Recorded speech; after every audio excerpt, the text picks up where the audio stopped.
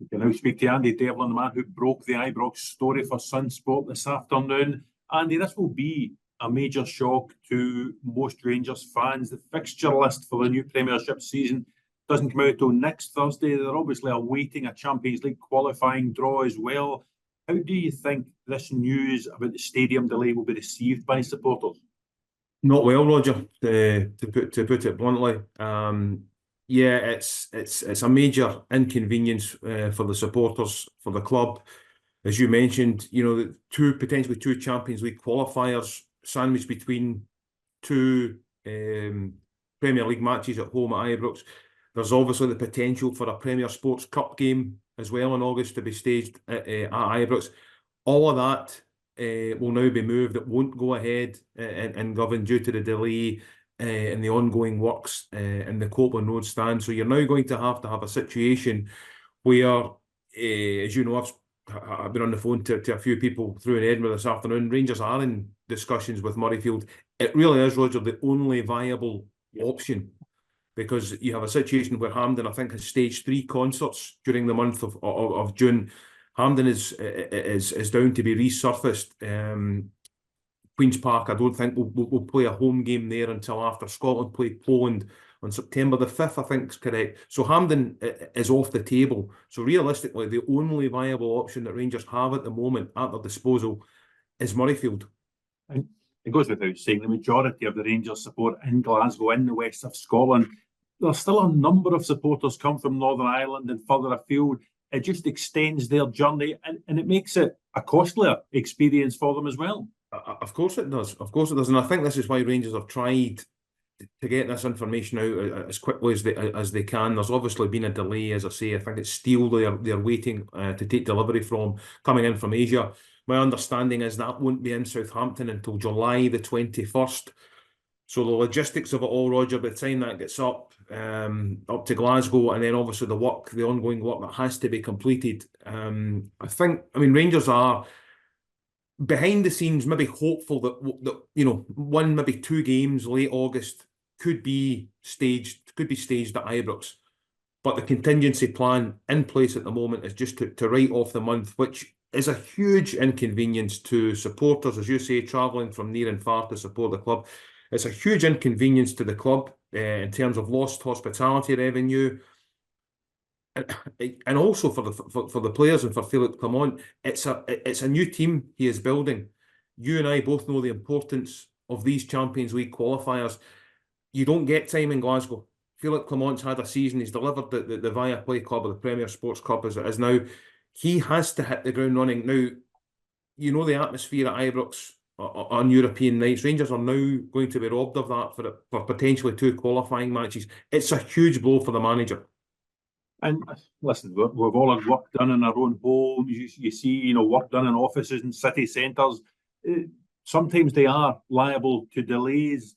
Is there a worry at Rangers that the delays could be even longer than they're currently anticipating? Well, as I say, I think this is why I've said to you there that I think Rangers are maybe behind the scenes quietly confident that they could perhaps get 2 games, recover 2 games tail end of August.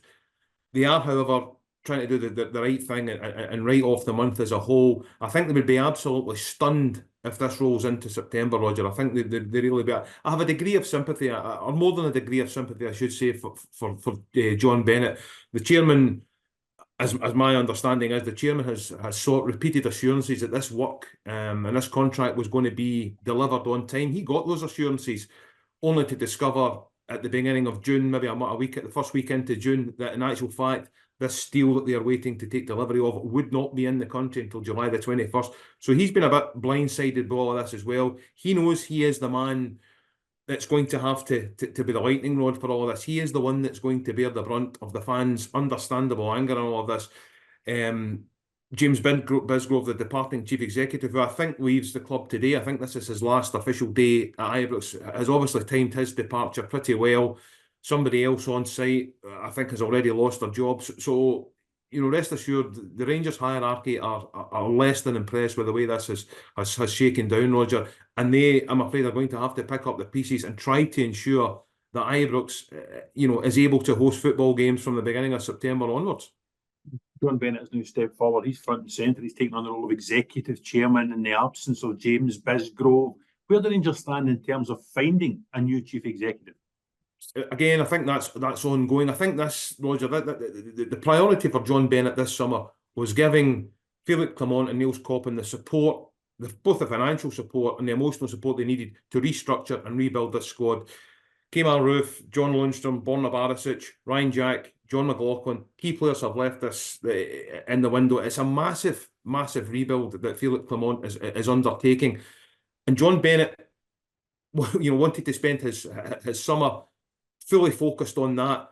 You obviously then have the sudden departure of James Bisgrove, and now obviously this unforeseen delay with materials for the work to be completed in the stand. It's another distraction that John Bennett, quite frankly, Roger, didn't need. There is so much good work going on behind the scenes at the club, but fans, quite rightly, will be up in arms over this because this presents them with a logistical nightmare for the first 4 or 5 games of the season.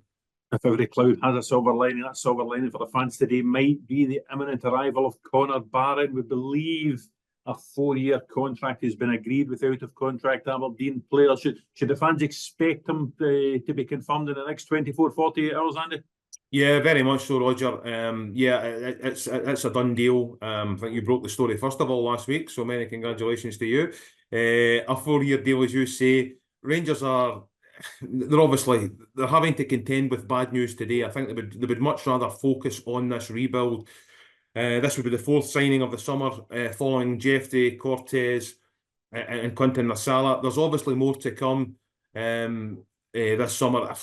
Upwards of 9 players, Roger, I think is required, especially, and again, this is just my understanding, that James Tavernier, Connor Golston, I think if the price was right, they would both be moved on this summer. Likewise, Todd Cantwell. I'm not saying the club are actively seeking offers for the midfielder, but I think if somebody came in, made them a bid, I think it's certainly something that Rangers would consider. So you tie all that the experience that Rangers have already lost, if you add Tavernier, Golson, and even Cantwell to the equation, Roger, Clement really doesn't have his troubles to seek in the transfer market. He's obviously targeting young players. He is going to have to bring in experience from somewhere. Barron's a young player, Nasala's a young player, Cortez is a young player, as is Jeffrey. He is going to have at some point to replace the experience that he has lost. So that's why, Rangers are far, far from done in terms of business over the summer. I think the players are back next week for pre-season. He's been able to get 1 or 2, 3 or 4 players in the door. There are many more to come, Roger, before Rangers are, before the start of the new season, that's for sure. Andy, that's great. Many thanks. I'll speak to you soon.